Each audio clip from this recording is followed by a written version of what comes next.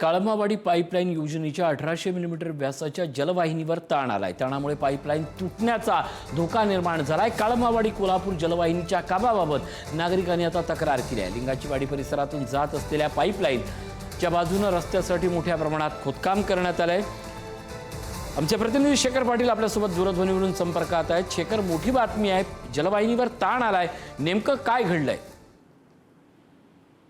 ऋषी, आपण जर बघितलं तर काळमवाडी थेट पाईपलाईनद्वारे काळमवाडीतून आता कोल्हापूर शहराला पाणी पुरवठा केला जातो। मात्र सध्या धरणातील पाणीसाठा कमी झाल्यामुळे हे पाणी उपसा जो आहे तो बंद आहे।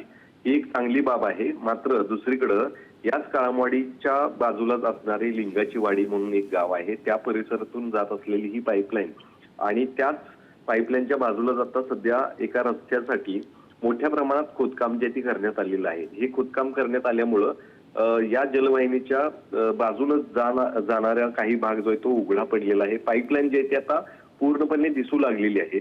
त्यामुळं जवळपास 1800 मिलीमीटर व्यासाची जलवाहिनी जी आहे त्याच्यावरती ताण येऊन जेव्हा पाणी पुरवठा सुरू होईल तेव्हा ही तुटण्याचा जो आहे तो धोका अनेकांनी व्यक्त केलेला आहे। त्यामुळं संबंधित प्रकरणासंदर्भात आता सखोल चौकशी करण्याची देखील नक्कीच या सगळ्या संदर्भात प्रशासन काय कारवाई करतं याकडे आपलं लक्ष असेल। तुर्तास धन्यवाद शेखर या अपडेटबद्दल।